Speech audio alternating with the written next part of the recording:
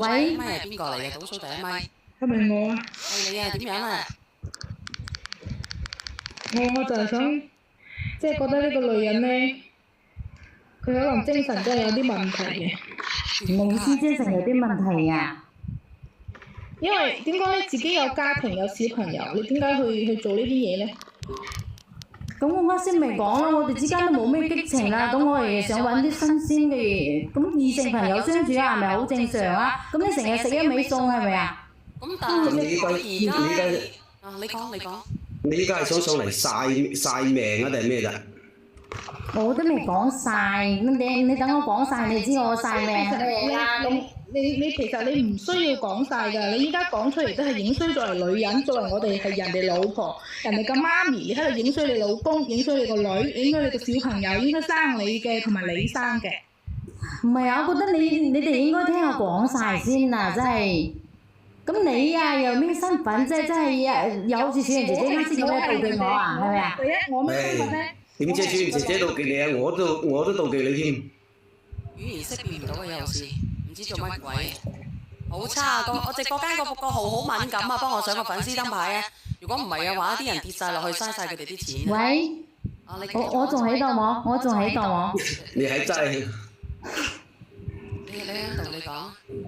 咁咧，我咪好難受咯，習慣講佢存在，我成日都掛住佢啊嘛。咁咧，我咪估唔到咯。有一日啊，我刷嗰個朋友圈啊，真係俾我意外睇到，我閨蜜發嗰啲就係同我呢個男朋友一齊食飯，仲係一齊出去 happy 出去玩嘅相片啊！啱開始咧，我仲天真咁以為我閨蜜咧絕對唔會着我舊鞋噶嘛，佢咁清高嘅人係咪啊？點會着我舊鞋咧？肯定唔會同佢有咩拉楞噶嘛，係咪咁講啊？咁你個閨蜜有冇婚姻㗎？係咪單身？冇啊，佢離異㗎。咪係咯，咁人哋單身㗎嘛。咁我仲天真以為啊，佢啊硬係同我閨蜜喺埋一齊啊，就係想通過我閨蜜咧，想通過我閨蜜啊了解我嘅情況啊，就係想知道我任何信息。唔可以咧，繼續去諗翻你係咪？係啊，你話咧嗰啲係我着嘅舊鞋嚟㗎，你話點解佢會執嚟着咧？我同你講，我真係諗唔到啊！佢平時咁清高一個女人，係咪咁講啊？咁呢啲好難講喎，情感嘅嘢係咪先係男未婚女未嫁，咁兩個喺埋一齊係好正常嘅一件事嚟嘅啫，姐姐。你當時你都唔愛人哋咯，你都唔要人哋咯。佢成日都同我講啊，世界上冇男人襯得起佢嘅，佢係咁講㗎。係佢遇到咗啊嘛。我同你講啊，佢就係扮晒嘢啊，扮晒魚蝦蟹啊，平時又扮得咁清高，扮得咁單純。我都話啦，咁人哋當時未戀愛嘛，未遇到啱㗎嘛。如果遇到啱嘅，我可以不斷咁樣降低我自己嘅資本，何況呢個男人係咁優秀嘅咧？哇！咁世界上得一個男人咩？佢自己大把男人啦，外面啊，戀愛有咩問題咧？我想問下直播間嘅朋友仔，我想問下佢一個未結婚，兩個都係單身嘅或者離異嘅，我同佢兩個喺埋一齊正唔正常先？你哋話俾我知正唔正常先？其實呢樣嘢就好正常嘅。我想問下你正唔正常先？大兩年喎，而且係我着過嘅舊鞋嚟㗎。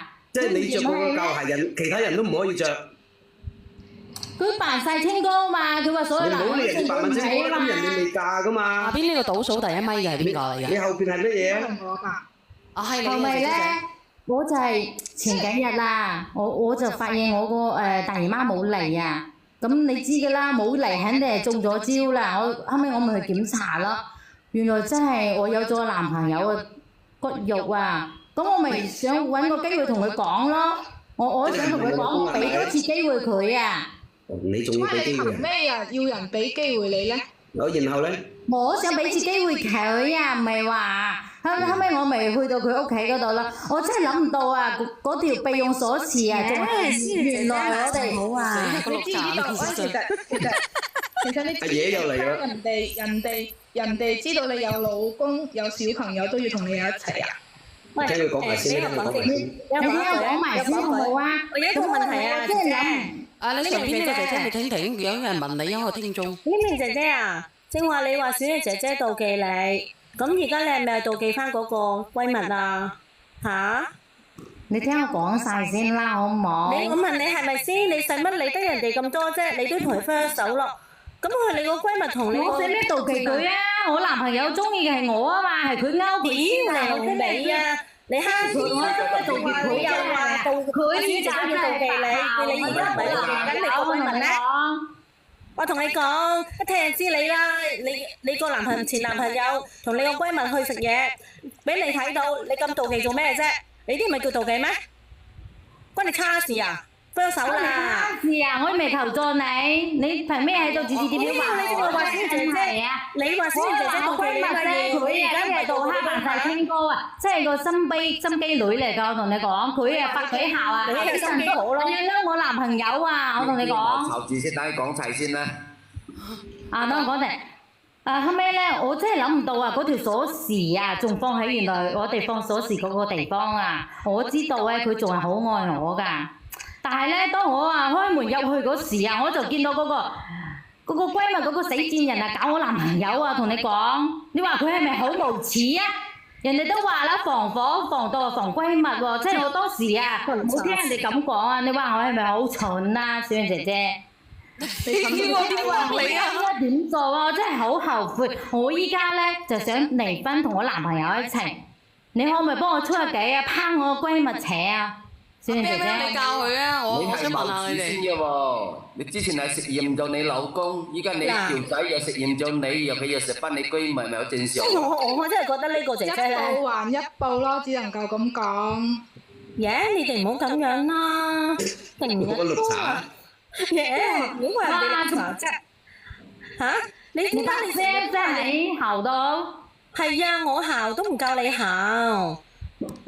先有個老公，又要食嗰個，又要食嗰個，跟住你都係你冇講喺度講咁大聲啦！你自己又咪一樣去食過，都唔敢夠膽承認啫。不過我係勇敢啲，可以上嚟承認，我大大方方嘅樣同姐姐講啫，邊好似你咁嘅我啫。想問下你咧，其實我想同你講一句咧，我講一句説話其實好啱你㗎，你又要做雞，又要立貞節牌坊。公號啊，上面嘅姐姐一講呢個字抬你㗎，10分鐘。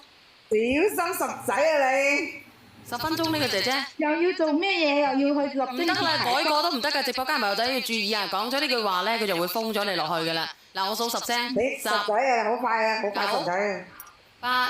8。我同你講，你就係咁嘅人係咪啊？唔好咁樣講我啦，我唔係咁樣講佢啲哥哥個啊，同你講。 3。冇你咁本事啊！就你啊，講明擺明就係妒忌羨慕我啫。阿姐姐你講埋先啦，阿姐姐你講埋先啦，你見到人哋嗱即刻攞佢啦。我講到19、8、7、我6、講埋啦，我講埋啦，我依家咧就係即係你依家就係個肚係幾個肚依家幾多個月大啊？個零月。哦，個零月，即係個零月咧係可以考慮食糖仔嘅嚇。你唔會食？即係個零月係可以考慮食糖果嘅，我話埋俾你聽，考慮啫嚇。我唔想咧，我唔想，我想同我老公離婚，同我男朋友結婚，我唔想食糖果。